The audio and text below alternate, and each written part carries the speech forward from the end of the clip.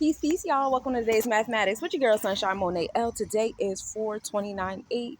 It's the last day of the third decade of the month. Well, we had a really good time in this month of 4. This was the month of building and materializing, manifesting, slow and steady doings. The race 4 is associated with that fixed earth energy of determination and routine and taking little bites out of your goal so that it can be accomplishable, right? So hopefully you guys are really like paying attention and looking back today and realizing all the things that you accomplished and you finished instead of focusing on the things that aren't done yet. Because when we enter that month of 5, you're going to be creating some adventures and places to go with the things that you've actually already created. And I want you to be open to appreciating the things that you finished this month, because when you appreciate the things that you brought into completion this month, you're able to really pay attention to the adventures and all the opportunities that are opening themselves for you in the next month. That's really important on this day of 2/9, right? 9 being the energy of humanitarianism, completion and wholeness, right? 2, finding the balance and the harmony and justice on that. I want you guys to really open yourselves up today and really pay attention to the things that you guys got going and just like really dive into them things, be proud of yourself. 2/9 come together and you already know that's mastery. You already know that's my number. I love to be mastery. And when you're a mastery number, when we're in a mastery number, it's about utilizing what you've done, what you've accomplished, what you've experienced, what you've allowed to conquer you and challenge you and all these things. You use those things and you become an inspiration, an illumination to others with what it is that you went through. Ashe? That 11 comes together with 4, so we're manifesting 15, 1 and 5. 1 and 5 is getting your knowledge and creating truth. Is power in truth with that said knowledge, right? All these experiences, all this completion. 5 also deals with community, communication, your sense of freedom, and going on those adventures. Pre-gaming for some adventures today. Some of you guys are going to get phone calls, text messages, emails, opportunities today that are going to open you up into what you're going to be doing in May because of what you built this month. I love that for you. And so we have 1 and 5 come together and make 6. We're applying this to our health, wealth, daily routine. 6 deals with Mercury. This is our throat chakra. We're still in the throat chakra energy. 6 also deals with your moral and integral code and how you invoke in your space, right? So what are you going to be doing with your daily routine now that you've completed the things you've completed in the month of 4, right? So exciting.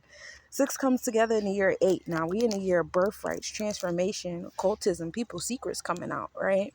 We in the year of the storms and Oya energy, and she don't give a fuck. Oya is the protector of the elders and the witches in the marketplace, right? You see a lot of different transformations happening in different businesses and different occults and clubs. 8 deals with the enforcement of Mayat in your solar plexus system. When we deal with the 5th sphere on the tree of life, that's Hera Kahuti energy. You guys can revert back to Metu Netter Volume 1 for affirmation, confirmation on that information. And, bringing that 6 into the 8. Bring that daily routine into that space of our solar plexus and feeling empowered and enforcing that shit, right? That brings us to 14, 1 and 4. So we still in a space of knowledge, and now we in a space of creation of truth. We still looking back at what we materialized and manifested in this month of 4. We're still moving in that materializing, reminding you of what you have finished, because a lot of you guys are only looking at what's incomplete, and we don't want to do that. We're going to stay on that 4 because you completed some things this month. And you deserve to hug yourself for those things, because you're going to create so many different experiences in the month of 5 because of it. And I can't wait to start telling you the numbers on that one. So we got 5. That's the end of the road for us. It's 5. Today's a day of 5. Enjoy it. For real. It's a day of enjoyment. It's a day of really looking forward to this month of 5. Start planning and organizing that calendar. Answer those phone calls and those text messages and emails. Be okay with letting some things go, because you created other things to happen, and certain things can't stay in the same place at the same time for you. And when I speak to y'all, I speak to myself. This ain't nothing but some downloads, y'all. All right, so let's talk about what's astrologically happening on this day of 2/9. We start the day off with a 73% wine and gibbous moon.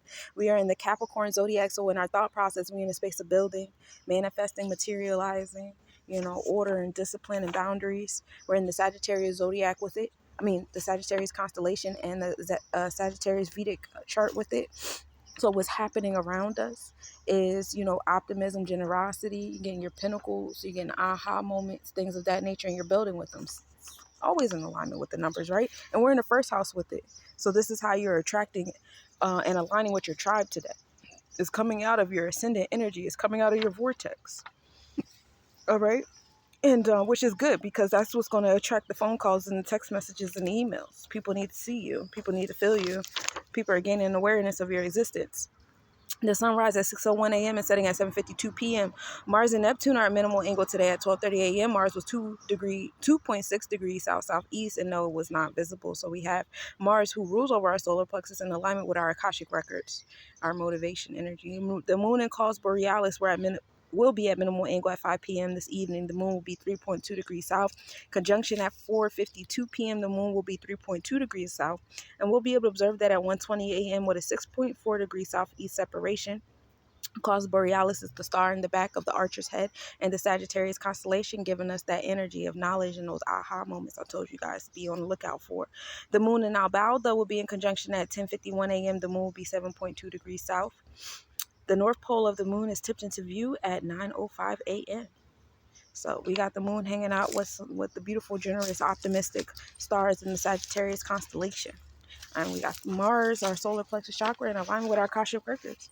So pray that your alignment be in alignment with the will of the universe today, because that's important. And I love you guys so much. My Kosmic Nobodies. You would like your Akashic records read.